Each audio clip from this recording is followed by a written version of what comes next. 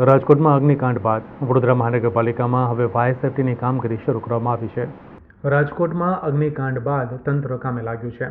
વડોદરા શહેરમાં mall, cinema ઘર, સ્કૂલો, હાઈરાઇઝ બિલ્ડિંગ, ગેમ ઝોન જેવી વિવિધ જગ્યાએ પાલિકાના અધિકારી સાથે ફાયર વિભાગ ચેકિંગ કરી નોટિસ આપે છે, ત્યારે ખુદ પાલિકાની કચેરી રામ ભરોસે છે. અત્યાર સુધી પાલિકાની કચેરીમાં જ ફાયર સેફ્ટીનો અભાવ જોવા મળ્યો છે. ના કરે નારાયણ, પણ જો પાલિકાની કચેરી જ્યાંથી વડોદરાનો વિકાસ કરવા માટેની યોજના અને વડોદરાના નાગરિકોના સ્વાસ્થ્ય અને સુરક્ષા ઘડવામાં આવે છે, એ કચેરીમાં જ્યાં મેયર, શાસક પક્ષ અને મોટા અધિકારીઓ બેસે છે, ત્યાં જ ફાયર સેફ્ટીના નામે ફાયર બોટલો જ હતા નહીં. ત્યારે આજે આ ફાયર સેફ્ટીના બોટલ લગાવવામાં આવ્યા હતા.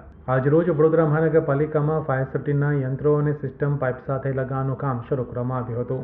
કે એક કાંડ થયું, રાજકોટનું જે કાંડ થયું એના પછી તંત્ર જાગ્યું, એના પછી તમે જો કે ઠેર ઠેર સેફ્ટીના સાધનો છે નથી.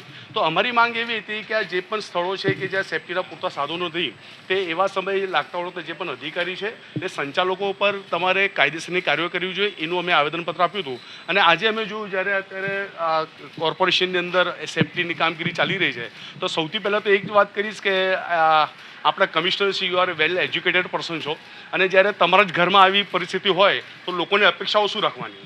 જ્યારે આવું અમે જનતા જાગૃત થાય છે, જનતા તમને આવેદન કરે છે, અને હાલ વાત કરીએ તો આપણા મુખ્યમંત્રીશ્રીએ પણ આ લાલાક કરી હતી, તો એ વાતને ધ્યાને આ લોકો તરત જ જાગી ગયા.